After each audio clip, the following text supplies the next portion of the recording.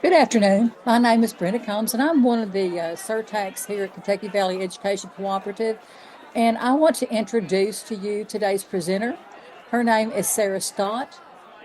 She teaches at Knott County Central.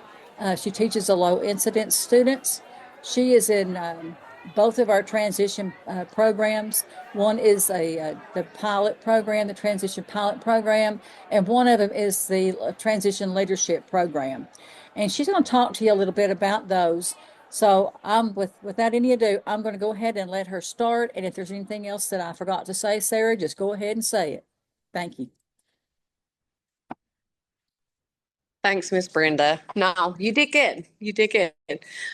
So like she said, I'm Sara Scott. I'm the low incidence teacher at Knott Central High School. I've worked on these transition projects for the last couple of years with Dr. Cayeton and KVEC. And I also, the only thing I guess she didn't mention, I also do the peer tutoring program too. So big fan of all of the wonderful things that KVEC facilitates and offers, to us as educators and our students. But I won't talk super long today, but I'll give you a little idea of what we've done with our transition programs that we've been working on and kind of where we started and what we've grown to and other people we've brought in to work with us on it. So, last year, we started doing our pilot program, and Stephanie Miller and I, that was the other teacher that worked with me. She was an LBD teacher, but she's now went on to, she works for KDE, specifically for transition. So, she's moved on to that position, but we started this at Knott Central. And basically, we spent some time doing some research, mostly with our kiddos and our school. What have we been doing to properly transition them to have successful post-secondary outcomes, right, after they leave us. And then we also looked at what does transition look like across the board in the country. And, if you're a low incidence teacher, especially, but any special educator, we have a little bit different um, challenges, especially the low incidence educators. We don't always have frameworks and curriculum mapped out for us exactly. While we do all work on the same standards, right? We sometimes have to create things that fit our students' needs ourselves. Because they're so varying, as you all know, and different. And it's very, very true with the area of transition, really for all students with any type of disability, right? So we kind of found that at our school and really across the country, there wasn't a framework, so to speak, to follow on how do we transition plan successfully for our students, right? So we look at post-secondary outcomes as far as what's the percentage of our students that after they leave us are going on to some type of higher education, right? And that may be a four-year college, it may be a community college, a two-year program, or some type of vocational training to get certified in a trade, right? So we look at kind of the post-secondary education part of it, and then we also look at employment outcomes for our students. Like what percentage of students with disabilities in Kentucky have gainful, meaningful employment after they leave us, a year after graduation, and how many are, maintaining that employment? Are they successful in the job? And then also for LI teachers and our students, we also, there's a portion of our transition planning, and I'll give you just like a little outline of what our framework looks like. But, we're also looking at post-secondary outcomes as far as like independent living, right? For our students that have low incidence disabilities, because that's a big focus for us in high school is that. So we did some research. We looked at what we were doing. We looked at what's working and what's not working. And the main thing that we all collectively agreed on, all of us that worked, on these transition projects, and if you do, you look at research across the country. I just finished my graduate degree at EKU, and I actually wrote my master's thesis on transition planning. And Will always likes for me to talk about that because I used basically my entire master's thesis was this transition pilot program and now our sustainability plan. And just looking at what are the things that we know that we can like measure, observe, and we have hard number data for. Obviously, all us special educators, it's like, show me the numbers, right? So we wanted to see what are the things that across the board are going to move the needle for our students in the area of transition. And then we have the data to back it up. And one of the main things that we all found, okay, was we need a framework, okay? We need a time frame, right? So we need a time frame that's consistent in that framework that all special educators can use. When do we do what for those students? So we start really kind of implementing this plan for our juniors, and then we kind of bring it on home when they're seniors, but you need a timetable. Okay, when am I doing this transition activity? When am I going to implement this part of the transition plan?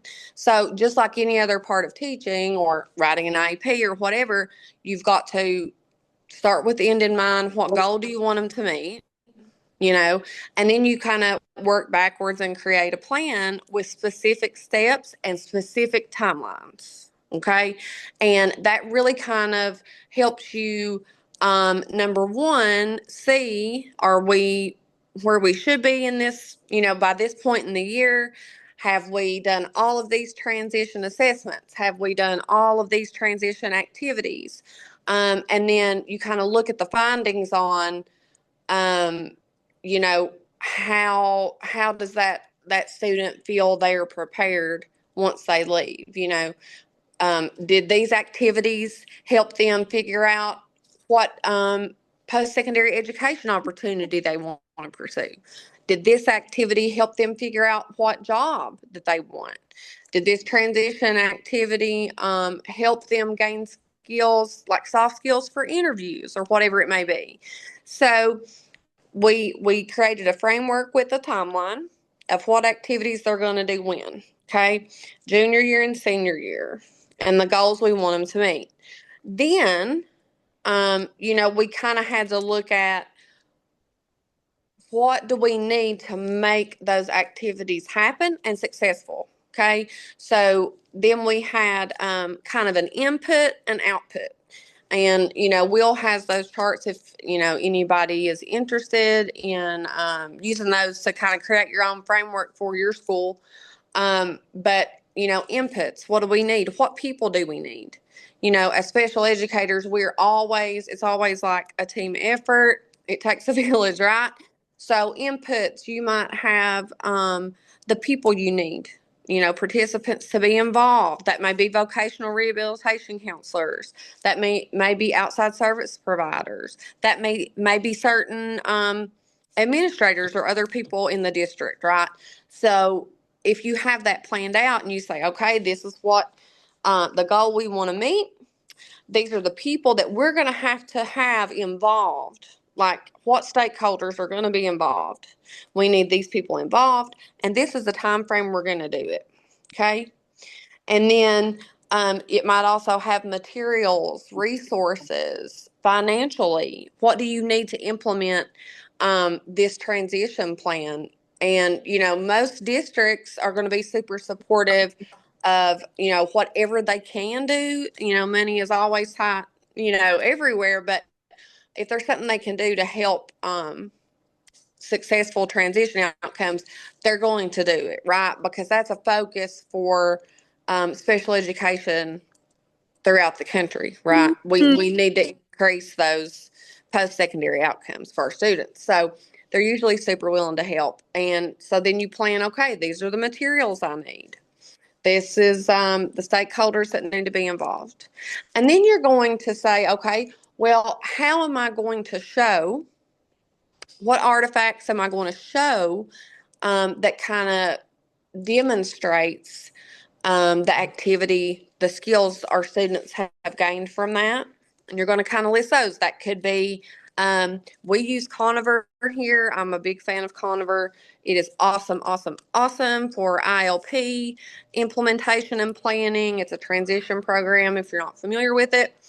And so maybe, Conover data, Conover activities, assessments. That's how I'm going to show that they've gained skills, right? Pre and post assessments. It could be vocational rehabilitation. Is that application done? Okay, that application is an artifact, right? We're preparing them to self-advocate with the help of vocational rehabilitation counselors once they graduate. So those are all artifacts to show steps of the transition planning process. And then we have a survey that we all of our students take, all LBD or LI students take after we have completed a transition activity. That activity may be, something instructional that day. It could be a workshop that one of the many awesome KVEC employees comes and does with our kids. It could be a transition conference that our students attend, all different things. But they take a survey after, and the survey asks them questions. How much do you feel you knew about this topic, or that you could do this independently before this particular activity versus after, right? And there's a rating scale that they choose. And so once we kind of got all that set up initially, right? That was year one. This is year two. So then we created our sustainability plan. And that's what we are implementing this year is the sustainability plan. And so that basically takes all the things I just talked about, okay? And it just, you kind of map out a detailed plan based on what worked well, what didn't work well, and these are going to be the transition goals and activities, and what we need to get there for every student that receives special education services at our school. And that way we're all on the same timeline. We have the same goals, and you don't have to recreate the wheel every year. So that first year, there was some research, there was some planning, and some activities and things, trial and error, kind of working everything out. But once you get through that front loading part of it, and you create your sustainability plan, where it's a framework that gives you the timelines, what order to do them in, and literally lists, these are the artifacts I'm going to collect, these are the people involved. Then from then on out, all the special educators at our school has the same framework and timeline that we use with every student with their transition planning and ILP every year. And then you don't have to recreate the wheel anymore. We we have enough to do and enough to plan. So if you kind of do that front loading work, then subsequently in the years to come, it's just going to flow, and you don't have to recreate anything. It's all there.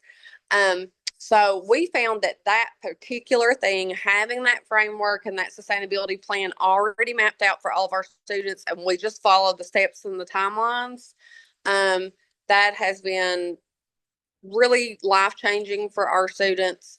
They have discovered educational opportunities, vocational training opportunities, employment opportunities that they never knew existed.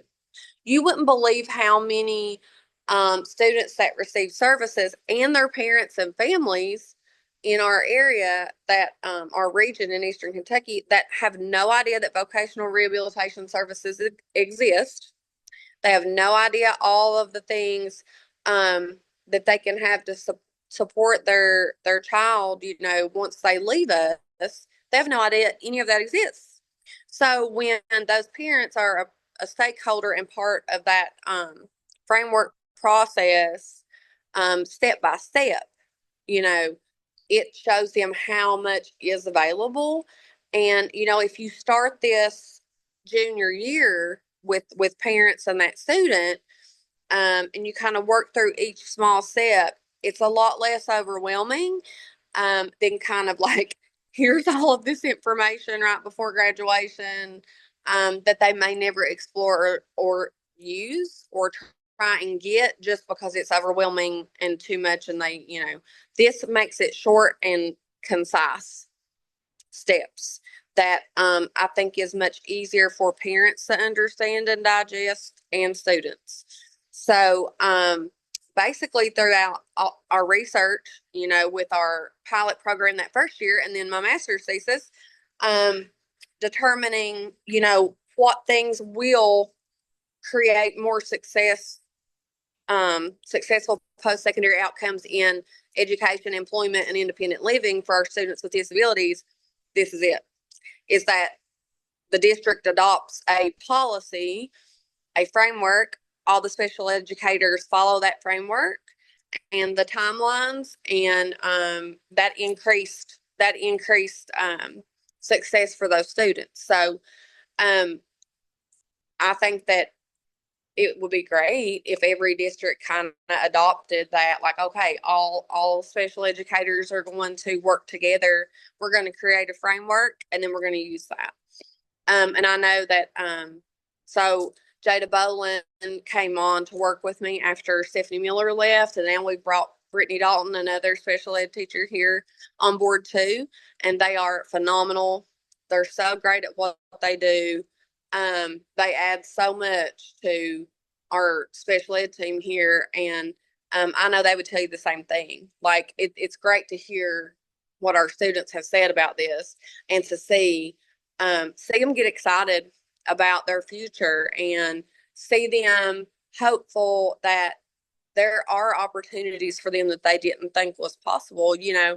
When you're a student that has a disability, sometimes it's hard to get excited about graduation like other students, because they're not sure what's going to be available to them. So to see them really like take ownership in that, that's a big that's a big factor in their post-secondary success too. Are they taking ownership? This is their life. This is their ILP. And when they're really, really invested and involved in the process, it gives them confidence, and they're happier, and they're excited about exploring all those things. So that's pretty much the gist of our transition programs that we're doing right now. And one thing Will wanted me to talk about, and I'll kind of wrap it up, is you really can kind of adapt this to other grade levels, not just high school. So, there's several transitions for students with disabilities in school, not just from high school to the outside world, the real world, right? From middle school to high school, that's a transition. From elementary to middle, depending on what district you're in, how your schools are set up, from elementary to middle, that's a transition. So, if you take that framework and you just plug the things in that kind of fit your age range for whatever students you teach or whatever their needs are, it really can be useful for elementary, middle, and high school students. So, it's not just for high school teachers.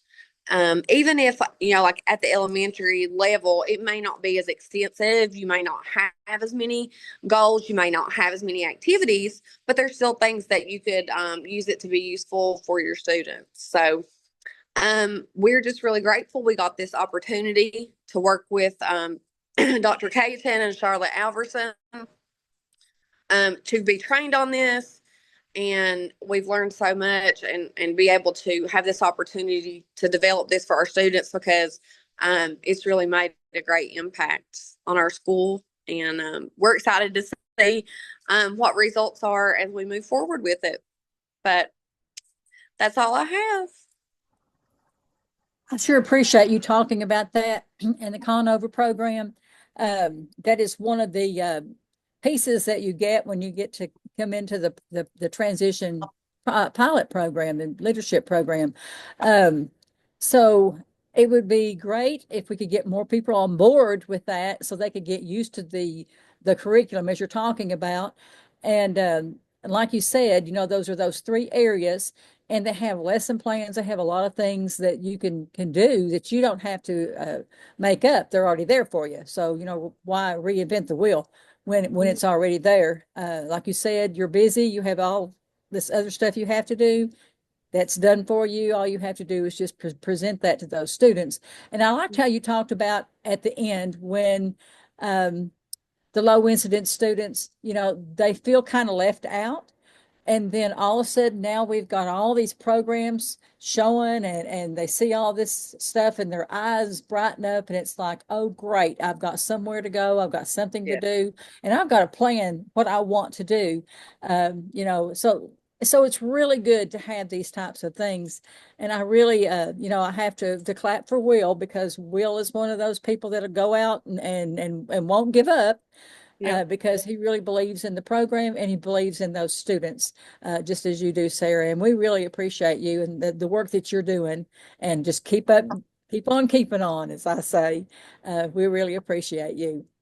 Thank you so much. Thank you for letting me share it. I'm really passionate about it, and we're grateful. We're so grateful for you guys. I mean, you all definitely you don't get to see the day to day like we do, but just know all the things that you all teach us and support us in and provide resources for.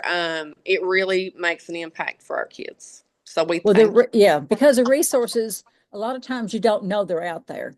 Yeah. And then when we get all these resources and we can put them into a package, it makes a big difference in the children's lives because not all of them want to do the same things. So we have Yeah. to have something for everybody.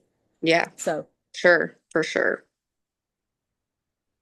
okay. So we thank you for sharing that. And I know that you've got somewhere else that you have to be. Will told us that you did. And I'm going to go ahead and I'm going to talk about the Conover program and the Yes. three little pieces about it. So you get to go do your thing and I'll continue. Thank you so much. Bye-bye.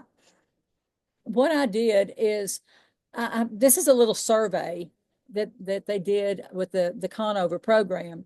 And the Conover program is not new. Okay. It's not new. It's been around for a long, long time.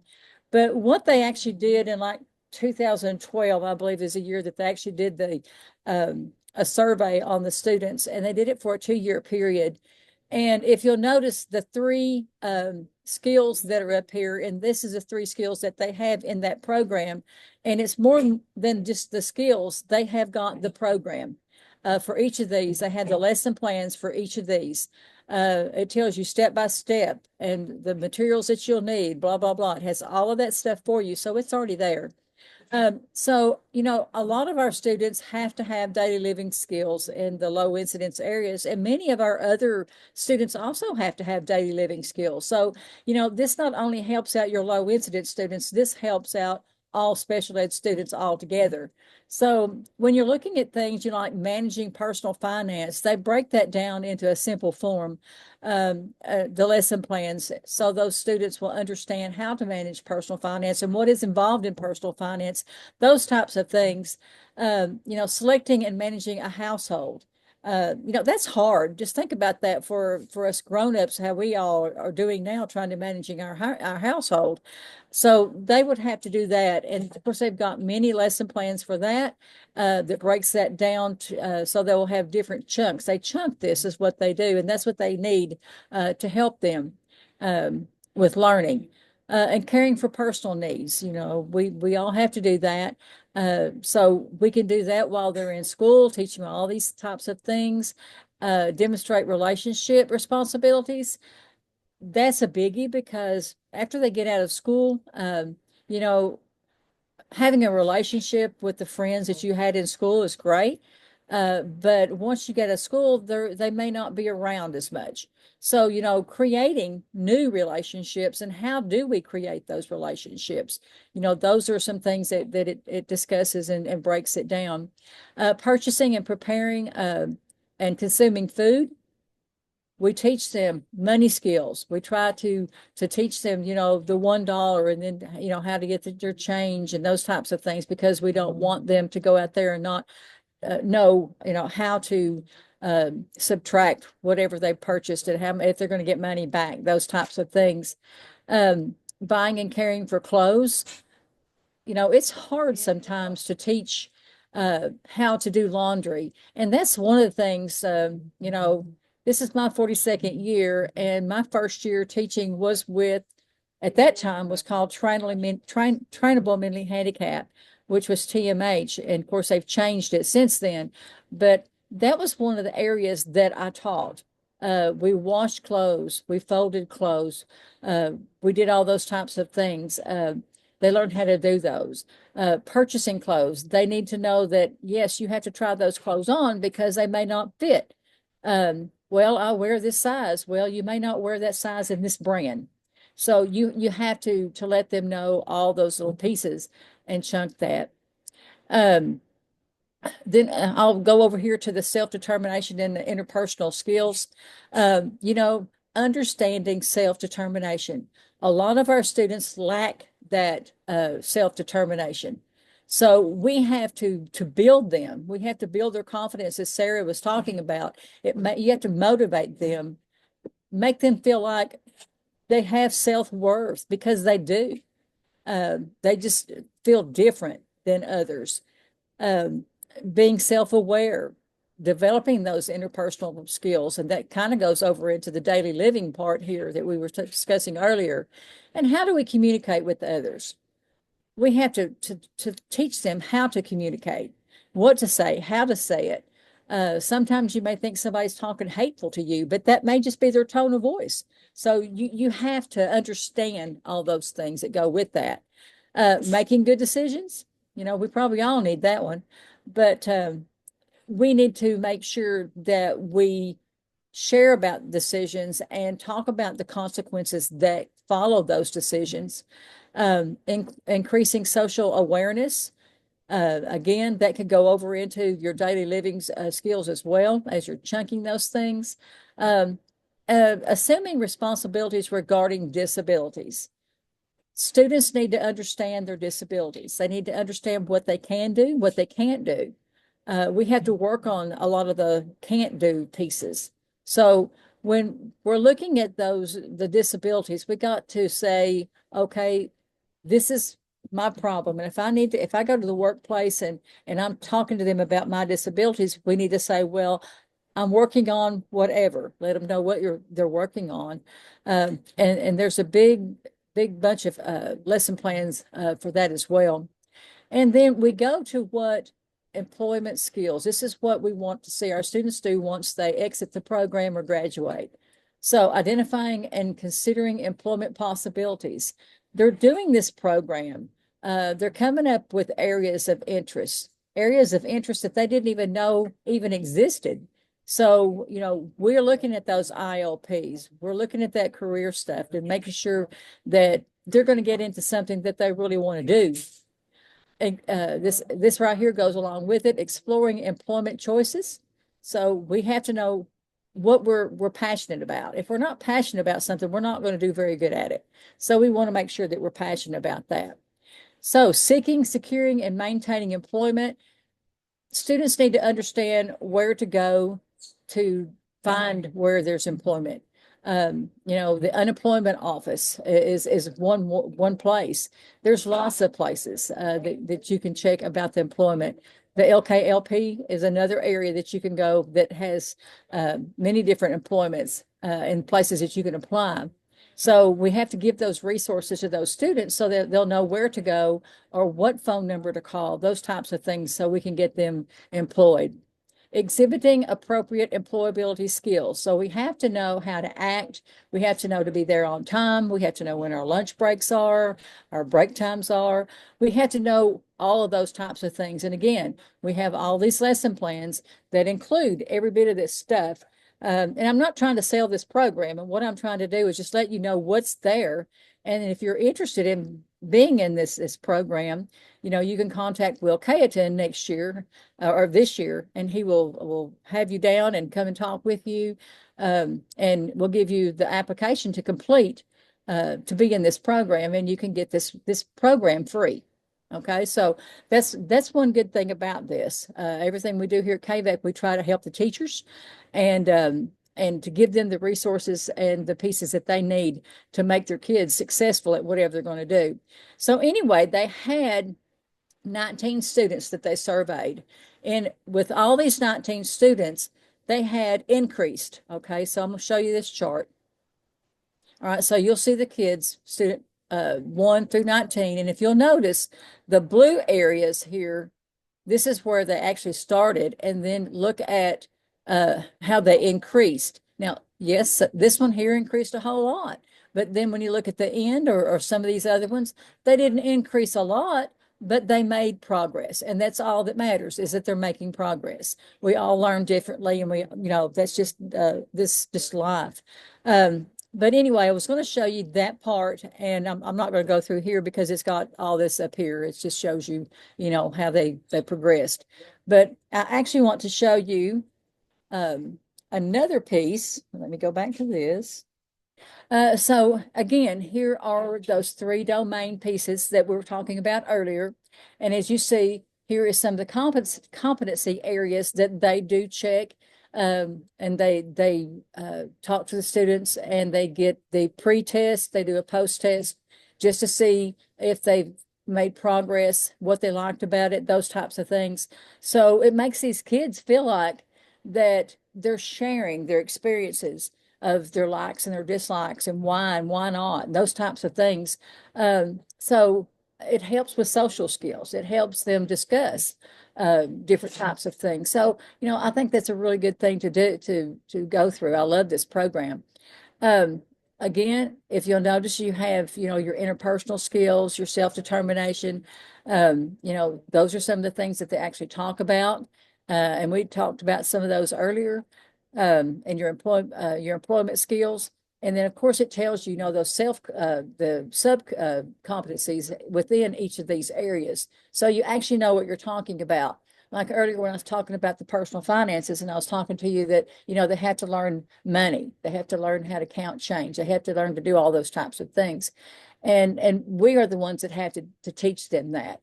And yes, as we start with the small one, and then we start to increase until we get using banking services. So, we just can't start with the using banking services because we don't know the rest of this. We have to chunk this. So this is just a little thing I wanted to pull off and show you, because I don't actually have access to the Conover program.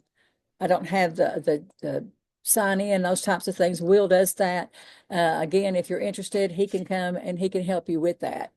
The last thing I want to talk about is they actually have a flyer that they can send out to everybody that is interested in it, and they actually get a 14-day trial free.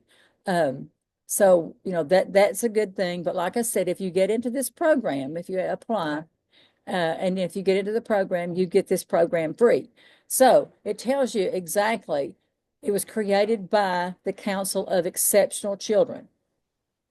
That's a plus, because when we're usually looking at a curriculum, it's like sometimes they leave us out. They leave out the special ed part. But this was designed specifically for exceptional students. Then they have access online, 400 interdisciplinary objectives. They have 1,200 objective-based lesson plans, and they have 450 correlated test items. So what I was talking about earlier, it's written and performance. So some of those things you have to actually do so they can check to make sure that they've made progress, that they've learned, that they've mastered these types of things before they go on to the next. Includes comprehensive content aligned to state standards in daily living, self-determination, interpersonal, and employment skills. These are very, very, very important, not only to the low incidence students, but to everybody. Affords a systematic assessment of baseline student competencies. So we know what we can put in our present levels of performance. In the transition section, we know we have a baseline. So then we give it a post test at the end, and we have a comparison to look at, and we can discuss that in our transition present level statements. So, and that makes it really good. And so we can track it. So, you have all these pieces. You track the individual growth, instructions targeted to your deficiencies. Then you can transfer those results into a monitoring sheet. And this is another thing that we must have is progress monitoring. So this actually helps with your progress monitoring, because you're actually going in your IEPs, you're going to have goals. And within those goals, you're going to do this program, and you're going to come up with the pre and post, and then you can compare it. So it's a really, really good program. And like I said, I'm not trying to sell it. I don't work for them or anything of that nature. But as far as I've seen, like I said, this is my 42nd year.